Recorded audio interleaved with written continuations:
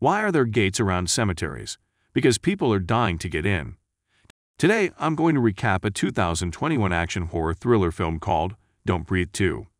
Spoilers ahead, watch out and take care. The film opens on a house fire, while a little girl with a white streak in her hair walks away from it before collapsing on the street. Jump to 8 years later where the girl, now named Phoenix, is running away from a dog. She climbs up a fence and finds a car with a gun inside, before Norman Nordstrom, the blind man, comes up from behind her and takes the gun. This was a training exercise that he has her prepare for survival, and the dog is his own named Shadow. Norman has been raising Phoenix like a daughter all these years, but he is depriving her of a regular childhood by refusing to let her attend public school. She is taken out for a day by a friend of Norman's, former Army Ranger Hernandez. She takes Phoenix out to the park, but while she wants to play with the other kids, she stays behind. When they stop at a gas station, there is a news report of a surgeon being arrested for his involvement in a black market organ donor scheme. Phoenix goes to the bathroom and is found by a man named Raylan, who appears to be making a creepy pass at her, but Phoenix has Shadow stand by so he won't bother her. Hernandez brings Phoenix home and tells Norman that she deserves a normal childhood, but also tells him not to feel that he is a bad man because of the mistakes of his past while serving as a SEAL. On her way home, Hernandez sees a truck blocking the road. She honks but gets no response and has to step out. She finds Raylan and his goons, Duke, Jared, and Raul, in the car and tells them to move. They do so, but when Hernandez goes back to her car, a fifth goon, Jim Bob, attacks Hernandez and bludgeons her to death with a hammer. Phoenix is getting ready for bed. Shadow hears something and starts barking. When Norman tries to feed Shadow, he realizes he isn't coming to him. He goes outside and feels around to find Shadow dead with a bullet in his body. Norman realizes something is wrong. The five goons make their way into the house, but Phoenix spots them and makes her way through the room undetected. Unfortunately, she ends up coming across Jim Bob, who nearly gets her, but Norman breaks through the door behind Jim Bob and attacks him, allowing Phoenix to run. Norman is injured and goes to tend to his wound where Jared comes up on him. Norman fights him and superglues his mouth and nose shut to suffocate him. Jim Bob, who is also Jared's brother, comes and punctures a hole through his cheek to help him breathe before Jared uses broken glass to cut the glue off. Phoenix runs to the basement, but Duke breaks through the door. She runs into a container and locks herself in, but Duke starts to fill it with water. Norman makes his way down there and tries to smoke Duke out, but he retaliates by putting a live wire above the container, waiting for the water to fill up so Phoenix will either drown or be electrocuted. Norman fights Duke, who keeps trying to reach for a knife.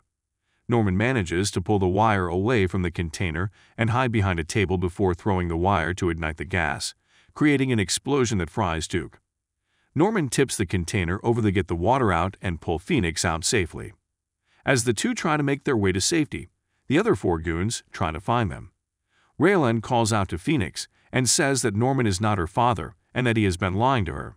He finds them and takes off his hat, revealing that he also has a white streak in his hair like Phoenix does, meaning he is her biological father.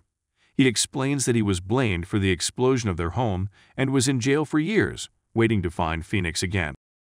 Jared finds Norman and tries to attack, but he smashes Jared's whole skull with a shovel. Jim Bob finds his brother's body and is devastated. Raylan's dog goes after Norman, while Raul knocks Phoenix out with a chloroform rag. Once they are out and Norman is incapacitated, the goons set the house on fire and leave Norman and the dog for dead. Raylan brings Phoenix back to his home, which is basically a drug den. He tells her that her real name is Tara and gives other details to her background. Phoenix doesn't want to stay and starts to leave until she hears a woman in a wheelchair singing a song, Blackbird, that she remembered from childhood. The woman is Phoenix's biological mother and Raylan's wife, Josephine. They bring Phoenix to a room and explain that their house was a meth lab that blew up, and the chemicals from the explosion caused serious damage to Josephine's heart, and she needs a donor, and they had Phoenix in mind. They sedate her with drugs from orange juice, and she passes out. Norman wakes up and finds the dog, managing to get her to help him walk back to Raylan's house while he gathers supplies. The heart surgery nearly takes place, with Raylan using the surgeon seen on the news earlier. Raul expresses his disgust with the procedure, though he is the only one who seems to have a problem with it. Just before the surgeon can cut out Phoenix's heart, the power gets cut out.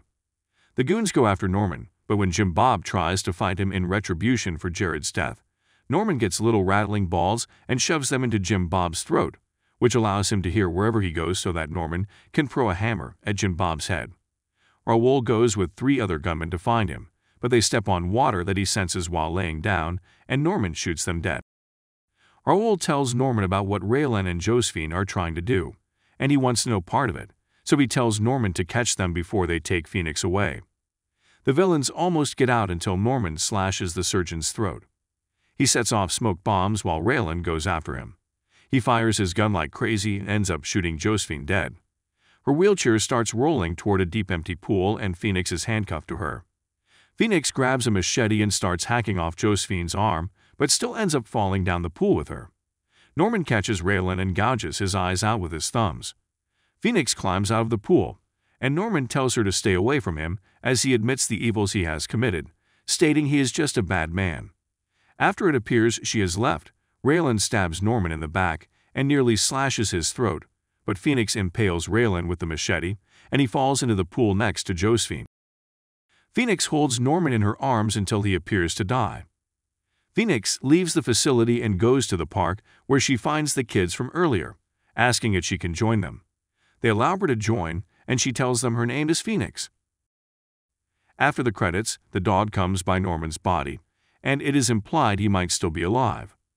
If you enjoyed this video, don't be shy, hit the like button, and if you disliked it, hit the dislike button twice, just to be sure. You should watch the full movie. Thank you very much for watching. Please subscribe for more video like this.